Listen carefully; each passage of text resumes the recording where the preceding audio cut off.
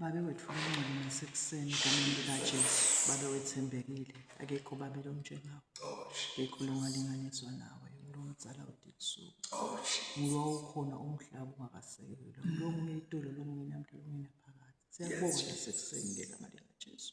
Sibonga nje Nkosi umusa wakho losendele wona babe. Lokhu siyaphila nje Nkosi umusa wakho. Babe wethu lomncane wethembekile uNkulunkulu emalanga nemalanga. Babe nasekuseni siphambi kwakho uNkulunkulu uthembekile. Babe sitovala ivu lakho Nkosi lesethe idzingo tethu. Qhubeka uNkulunkulu menathi babe wethu lomncane ngegama likaJesu Kristu waseNazaretha. Amen. Amen. Sitawufunza lihubo 106 sacala verse 25 sogcina ku 50.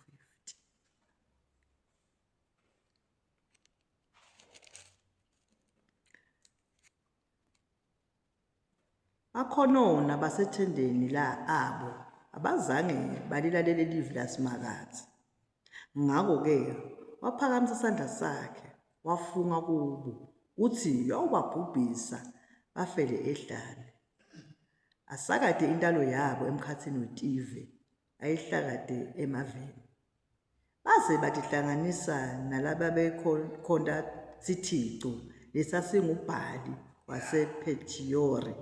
Badla lokwakuhlatshelwe labaphansi bacunula simakazi ngetento tabo. Wabhoboka sifo emkhathini wabo. Wase kusukuma Finehasi walamula ngekubabulala letephulamthetho. Lesifo saphela. Lokhu kwakubalelwe kuye njengekulunga titukulwane netitukulwane kuze kube phakade. Bacunula simakazi ngaseticojeni taseMeriba. Mose wamhambela kabi ngenxa yabo ngobe waphambana namoya waNkulunkulu. NaMose waze wakhuluma kubo ngemawala. Abazange batibhubhise tive njengoba simakazi abebayalile, kodwa batihlanganisa nebetive bafunza kwenta imikhuba yato. Bakhonda tithixo tabo letagucuka taba lugibe kubo. Batinikela ngemadvodzana abo nangemadvodzakati abo kuthi abe yimihlatshelo yemadimoni. Bachitha ingadi lete licala, ingadi emadvodzana abo nemadvodzakati abo. Labawahlabela tithixo taseKhenani. Ngaloko bangcolisa lonke live ngengati. Batingcolisa ngetintfo lababedenda. Badenda bangete batsembeka kuNkulunkulu bafana netiphingi. Ngakho-ke imvukutselo yasimakazi yasivuthela sive sakhe. Loko lokulifa lakhe kwaba sinengiso kuye. Wabanikela emandleni ebetive labo lababatondzako bababusa. Titsa tabo tabacinzitela bathotshiswa ngaphansi kwesandla sato. Wabakhulula emahlandla lamanyenti. Kepha batimisela kumelana naye. Bawiswa phansi ngebubi babo. Noko walunaka lusizi lwabo. Asakuvile kukhala kwabo. Abavela wasikhumbula sivumelane sakhe. Ngenxa yemusa wakhe lomkhulu wabuyela wabahawukela. Wenta bonke bantu babo kuthi babahawukele. Sisinzise simakazi uNkulunkulu wethu. Sibutse etiveni usicocele ndzawonye kuze sibonge libito lakho lelingcwele. Sigungubale ngeludumo lwakho. Akabonge simakazi uNkulunkulu ma-Israyeli kusukela phakade kuze kube phakade. Sive sonke asithi amen. Akuthunyiswe uyise nendvodzana namoya longcwele njengoba kunjalo ekuqaleni kusenjalo nanyalo kuyawuba njalo kude kube nini nanini. Amen. Isifundo sesibili sitholakala eTestamenteni Elidzala ku-Exodus 17 saqala kuvesi 1 sogcina kuvesi 7.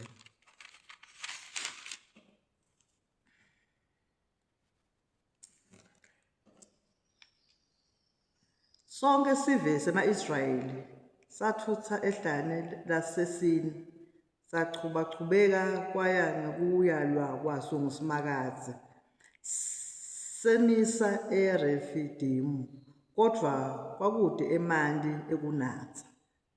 Ngakho-ke sive sasola Mose sathi, "Siphe eManti ekunatha." Mose waphendula wathi, "Ningilwiselani? Nimlingelani iSimakadze?" Kodwa abantu bomela eManti bakhonona kuMose bathi, "Yeyi wena, wasikhiphelani lena eGibhithe? Kanti thina nebantwabethu netifuyo tethu wawusikhiphela kuthi utesibulala ngenkoma la?" Ngakho-ke Mose wakhala kuSimakadze wathi, "Ngitabathini nje labantu? Sebasezingeni lokuthi bangangigcoba ngematshe noma ngangunini." Simakadze wakhuluma kuMose wathi, "Thatha labanye bebaholi bema-Israyeli uhambe nabo embi kwebantu. Ubophatha induku yakho lowashaya ngayo umfula, iNayili. Ngitakuma embi kwakho edwaleni lenzaba iHerebi. Ubolishaya leli dwala, emanti atawuphuma kulo, bese bantfu bayanatha." Mose wenda njalo embi kwebaholi bema-Israyeli. Lenza wayetha libito wathi yiMasa neMeribha, ngobe ema-Israyeli alwa alinga Simakadze ngesikhathi athi, "Simakadze usenathi yini noma cha." Siphela lapho isifundo sekuqala.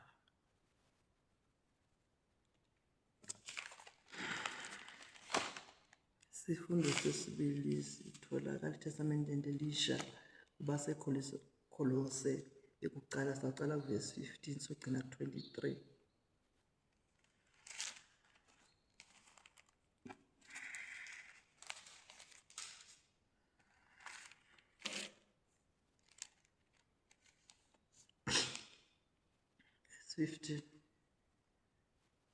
Indvodzana ingumfanekiso waNkulunkulu longabonwa ngemehlo enyama, futhi ngiyo yematubulo ayo yonke indalo. Ngobe konke kwadalelwa kuyo, lokusezulwini nalokusemhlabeni, lokubonakalayo nalokungabonakali, noma-ke kutihlalo tebukhosi noma kubukhosi, noma babusi noma tiphathimandla. Konke kwadalwa ngayo futhi kwadalelwa yona. Yona ikhona ngcandi kwako konke. Tonke tintfo time ngayo. Yona iyinhloko yemtimba wayo libandla. Ngiyo lesicalo nelitubulo kulabafile kuze kuthi kuko konke ibe yekucala. Kwakuyintsandvo nenjongo yaNkulunkulu uthi ahlale uJesu ngebuNkulunkulu bakhe bonke, kuze kuthi ngaye abuyisane netintfo tonke letisemhlabeni naletisezulwini, akhe kuthula ngengati yesiphambano sakhe. Nani-ke benikadze nikhashane naNkulunkulu, nititsa takhe ngemicabango nangemisebenti yenu lemibi. Kodvwa nyalo uNkulunkulu sowubuyisene nani ngokuchitsa ingati yaJesu esiphambanweni, kuze kuthi animise ningcwele, ningenasici, ningenacala embi kwakhe.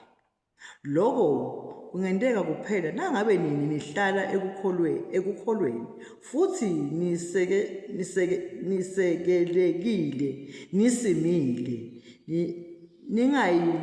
ninganyakatiswa lutho ekwethembeni kwenu livangeli enalitfola naliva lishunyayelwa emhlabeni wonke jikelele. Mina Pawula ngentiwe ngaba sikholi salo lelo vangeli.